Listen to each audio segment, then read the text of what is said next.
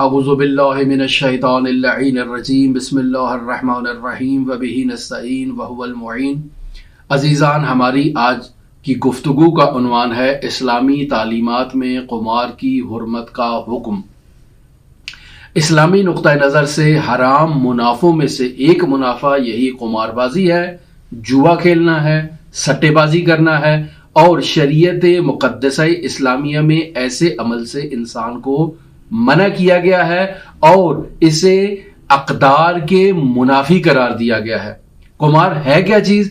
कुमार एक ऐसा खेल है जिसे मखसूस वसाइल के जरिए से खेला जाता है। एक दूसरी चीज, उसमें हार जीत का उन्सुर पाया जाता है।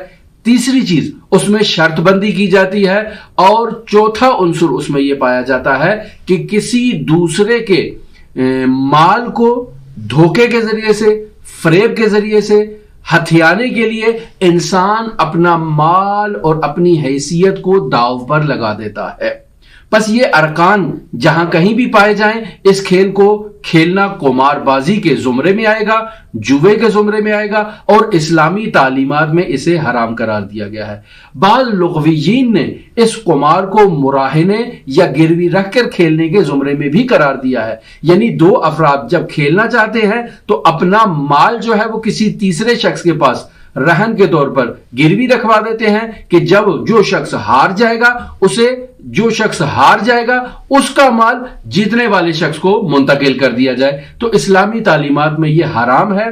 फ़िक़्ह इस्लाम में हुर्मत कुमार जो है वो मुसल्लमात में से है और बाज़ फ़ुक़हा ने हुर्मत कुमार को ज़रूरियात दीन में से शुमार किया है। बस मजमूई तौर पर फ़ुक़हा हुर्मत कुमार के बारे में चार हालतें हमारे सामने रखते हैं। पहली हालत यह है कि आलात कुमार के साथ शर्त बंदी के जरिए से इंसान खेले, यानी ये शर्त लगाए कि जो हार जाएगा वो जीतने वाले को कोई रकम देगा या जीतने वाले को कोई जिन्स देगा, तो ये हराम है।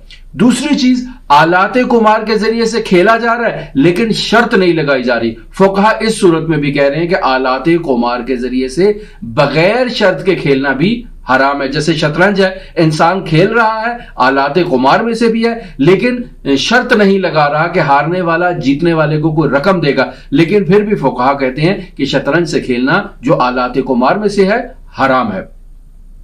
तीसरी हालत इसकी यह है कि आलात कुमार नहीं है लेकिन इंसान शर्त बंदी के साथ खेलता है। मसलन कोई भी खेल है मुआशरे में जो खेला जा रहा है, उस खेल में यह शर्त लगाई जाए कि जो हार जाएगा वो जीतने वाले को ट्रीट देगा या जीतने वाले को होटल में लेके जाएगा, जीतने वाले की दावत करेगा, तो यह खेल भी खेलना इस तरह से हराम है। अगर बगैर उस शर्त के खेले जाएं तो कोई मुश्किल नहीं है, लेकिन चूंकि शर्त लगाई जा रही है और उसमें हारने वाले के माल को हथियाया जा रहा है, लिहाजा ये हराम है। और चौथी चीज, आलात कुमार नहीं है और इंसान शर्त बंदी के बगैर खेल रहा है, तो इस सूरत में तमाम वो खेल जो माशरे में खेले जाते हैं वो जायज हैं, हलाल हैं और उसमें किसी किस्म की कोई मुश्किल नहीं पाई जाती है।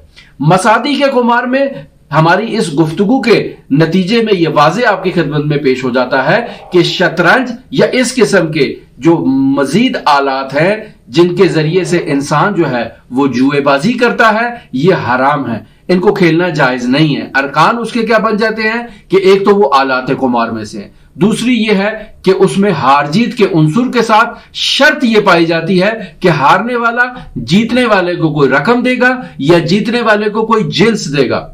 और उसके बाद अगला उन्सुर यह है कि इंसान किसी के माल को हथियाने के लिए खुदए करता है, फ्रॉड करता है, धोखाधड़ी करता है। तो अजीजान, ये काम जायज नहीं है। इस्लामी तालीमात में ऐसे उमूर को अक़दार के मुनाफी करार दिया गया है। मसलन अब आप ये देखें कि किसी कंपनी में, किसी फैक्ट्री में, किसी इदारे में अगर वहां के वर्कर जो है वो आपस में ये एग्रीमेंट, एक आपस में एक ये चीज तय करते हैं कि हम फलां काम सब मिलके करते हैं, जो सबसे पहले मुकम्मल कर लेंगे वो अफराद जीत जाएंगे और जो सबसे आखिर में इस काम को अंजाम देगा वो सब पहले अंजाम देने वालों को होटल में लेकर जाएगा, उनको बोतल पिलाएगा, उनकी जो है वो कोई पजीराई करेगा, उनको किसी भी किस्म की को ट्रीट देगा। तो ये जो इस किस्म का एग्रीमेंट करके वो लोग किसी भी काम को अंजाम दे रहे हैं तो ये जायज नहीं है। इस तरह के अमूर से इज्तनाब करनी चाहिए। बस अगर कोई खेल آلات قمار کے ذریعے سے کھیلا جا رہا ہے، لیکن ایک شہر میں اسے جائز قرار دیا جاتا ہے اور دوسرے شہر میں اس کو ناجائز قرار دیا جاتا ہے۔ وجہ کیا ہے؟ وجہ یہ ہے کہ دوسرے شہر والے یہ تصور کرتے ہیں کہ یہ آلات قمار اب اس آلات قماریت سے خارج ہو چکے ہیں، جبکہ ایسا نہیں ہے۔ ہم نے آپ کی خدمت میں عرض کیا کہ فقہا کی نظر میں آلات قمار کے ذریعے سے بغیر شرط بندی کے بھی کھیلنا حرام ہے اور جائز نہیں ہے۔ رہبر معظم حضرت آیت اللہ خامنئی کی بھی یہی فتویٰ ہے، اور آیت اللہ مکارم شرازی اور دیگر فقہا کا بھی یہی فتویٰ ہے۔ پس شطرنج کے ذریعے سے کسی بھی حالت میں کھیلنا جائز نہیں ہے۔ البتہ مستثنیات قمار میں سے گھوڑ سواری ہے، مثلا تیر اندازی ہے کہ اگر آپ گھوڑ سواری میں آپس میں شرط کر لیتے ہیں تو اسلامی تعلیمات اور اسلامی روایات کی بنیاد پر اس میں کوئی حرج نہیں ہے، یا تیر اندازی میں اگر شرط بندی کی جاتی ہے تو کوئی حرج نہیں ہے۔ لیکن اگر آپ تیراکی میں شرط لگاتے ہیں کہ ہارنے والا جیتنے والے کو کوئی ٹریٹ دے گا، کوئی مال دے گا، کوئی رقم دے گا، تو یہ جائز نہیں ہے۔ اور اس کے علاوہ معاشرے میں جتنے بھی کھیل ہیں، اگر اس میں یہ شرط لگائی جائے کہ ہارنے والا جیتنے والے کو کچھ انعام دے گا یا جیتنے والے کو کوئی رقم دے گا، تو یہ جائز نہیں ہے اور حرام ہے۔ حضرت امام جعفر صادق علیہ السلام قمار کے مصداق بیان کر رہے ہیں، اور ان مصداق میں حضرت امام جعفر صادق علیہ السلام فرماتے ہیں کہ شطرنج کی خرید و فروخت حرام ہے۔ شطرنج کی خرید و فروخت سے حاصل شدہ مال جو ہے وہ بھی حرام ہے، اور مال اس شخص کی ملکیت میں نہیں داخل ہوگا جو شخص اس مال کو اپنے ہتھیا لیتا ہے اور اس کے ہاتھ تک پہنچ جاتا ہے۔ اسے چاہیے کہ اس مال کو واپس اسی شخص تک پہنچا دے جس شخص سے اس نے اس مال کو لیا ہے۔ پھر اس کے علاوہ شطرنج رکھنے کو کفر سے تعبیر کیا ہے، شطرنج کھیلنے کو شرک کے مترادف قرار دیا ہے۔ اس کے علاوہ شطرنج کھیلنے والے پر سلام کرنے کو گناہ شمار کیا گیا ہے۔ شطرنج سکھانا یہ بھی حرام ہے اور ہلاکت کا باعث ہے۔ شطرنج کو کھیلنے کی نیت سے اپنے ہاتھ میں رکھنا ایسے ہے جیسے انسان نے اپنے ہاتھ کو خنزیر کے گوشت میں ڈالا ہے۔ اسی طرح شطرنج کھیلنے والے کو سلام کرنا اور اسے کھیلتے دیکھنے والا شخص، ان دونوں کا گناہ آپس میں مساوی ہے۔ حضرت امام جعفر صادق علیہ السلام فرماتے ہیں کہ 3 افراد کی توبہ ماہ مبارک رمضان میں قبول نہیں ہوگی، ایک شراب خور شخص ہے، ایک قمار باز ہے، اور ایک کینہ توز اور مسلمانوں سے دشمنی رکھنے والا شخص ہے۔ ان کی توبہ قبول نہیں ہوگی۔ فقہی احکام میں بھی جوا کھیلنا، سٹے بازی کرنا یہ پست شیطانی عمل ہے، اس سے اجتناب کرنے چاہیے۔